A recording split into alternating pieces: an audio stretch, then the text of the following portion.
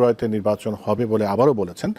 তো এরপরেও কি আর কোনো সংশয়ের সুযোগ আছে যে ফেব্রুয়ারিতে নির্বাচন হচ্ছে? নির্বাচনটা না হওয়া পর্যন্ত সংশয় তো আছেই। কোনো কিছুই নিশ্চিত না, কোনো কিছুই অপরিহার্য না, বা কোনো কিছুই শাশ্বত না। সব কিছুরই পরিবর্তন আছে, মানুষের জীবন বলেন বা রাজনীতি বলেন, যাই বলেন। সেই জন্য অনিশ্চয়তা, শঙ্কা সবসময়ই আছে।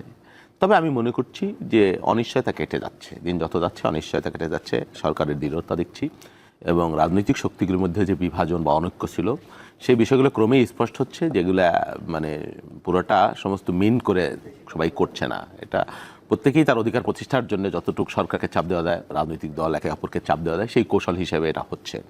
এবং জামাত ইসলামের আবদুল্লাহ তাহের, যিনি সেকেন্ড ম্যান নায়েব আমির, ওনার বক্তব্য আমি শুনলাম যে নির্বাচন ফেব্রুয়ারিতে হবে, সেই বিষয়ে উনি আস্থাশীল।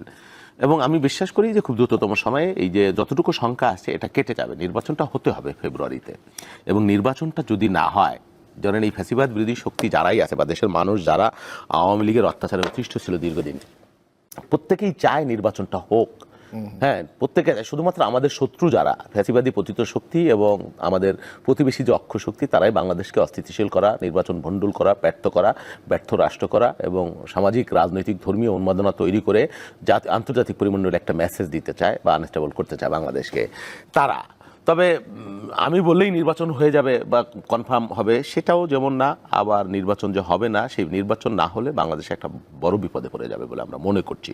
নির্বাচন হবার পরে একটা ট্রানজিশন যদি হয়, রাজনৈতিক সরকার আসলে অবশ্যই বাংলাদেশের স্থিতিশীলতা এবং বর্তমানে যে ধরনের শঙ্কা, বর্তমানে যে ধরনের অস্থিরতা, যে ধরনের ল অ্যান্ড অর্ডার যাবতীয় যা কিছু আছে, সেগুলো একটা স্থিতিশীল পর্যায়ে আসবে এটা আমরা বিশ্বাস করি। অনেক ধন্যবাদ। আবু হেনা রাজ্জাক, আপনি কি মনে করেন? ধন্যবাদ দীপ্ত টিভির দর্শক শ্রোতা এবং আমার একজন প্রিয় ভাজন বাবুল ভাই, এবং আপনাকেও শুভেচ্ছা। দেখেন, আপনি একটা গণতান্ত্রিক দেশে নির্বাচন চাইবেন, নির্বাচন হওয়া উচিত, এটাই যৌক্তিক, এখানে নিয়ে সেকেন্ড কোনো থট নাই। কিন্তু প্রশ্ন হচ্ছে আমাদের শঙ্কা কেন বা সংশয় আছে কি না। এই আলাপগুলো তো আমাদের আসতেছে পরিস্থিতির ভিত্তিতে, যেই টার্মোয়াল সিচুয়েশন এখনও চলমান দেশের মধ্যে, প্লাস কি একটা পরিস্থিতির মধ্যে দিয়ে আমরা এখানে বেরোয় আসছি। আর সেখানে প্রফেসর ইউনূস সাহেব, তার দায়িত্ব ছিল নির্বাচন কমিশনের ডাইরেকশন দেওয়া যে আপনি নির্বাচনে অ্যারেঞ্জ করেন, ওটা নির্বাচন কমিশন। আমি মনে করি ইউনূস সাহেবের আর কোনো রোল নাই এখন, ওই যতই বলুক ওনার কোনো রোল নাই, নির্বাচন কমিশন করবে। সংশয়টা কোথায়? সংশয়টা হইল যে আমরা টকশোতে অনেক সময় দেখি যে পতিত সরকার যারা, তাদের কিছু লোক পলাতক হয়েছে, কিন্তু অনেক ফলোয়ার্স আছে, অন্তত 1 কোটি ফলোয়ার্স এখনও আছে বাংলাদেশে, এরকম কথা বলে থাকতে পারে, সেটা আমার চ্যালেঞ্জ নাই। এরা যাবে কোথায়, এরকম প্রশ্ন আসে।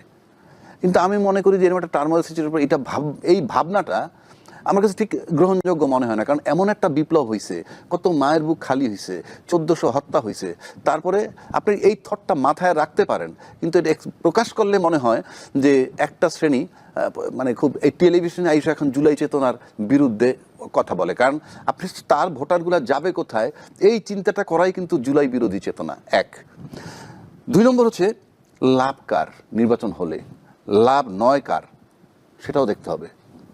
আচ্ছা, লাভ কার?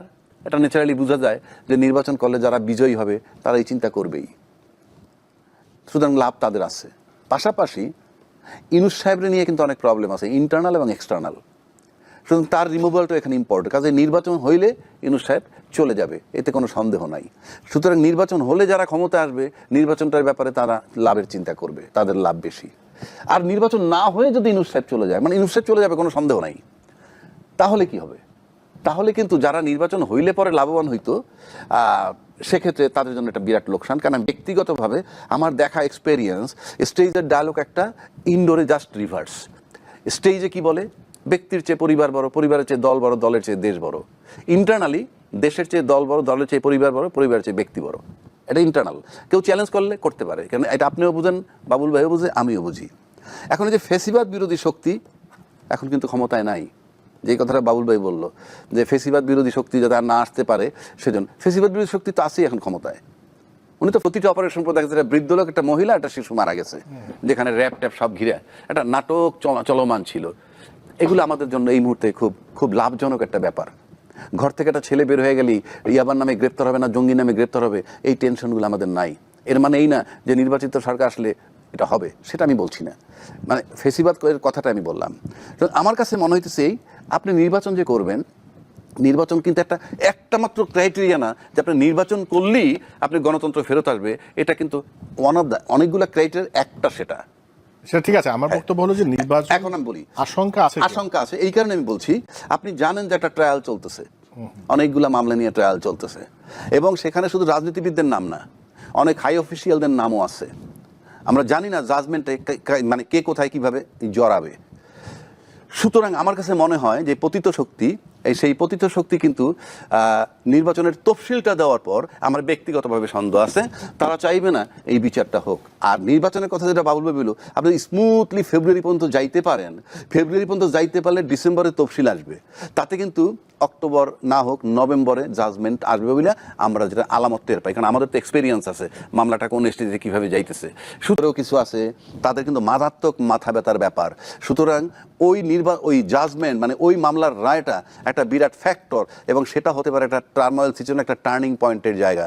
ওটা যদি পার করতে পারে, এই জাজমেন্টের পর্বটা যদি পার করতে পারে, তাইলে নির্বাচন নিয়ে শঙ্কা থাকবে না।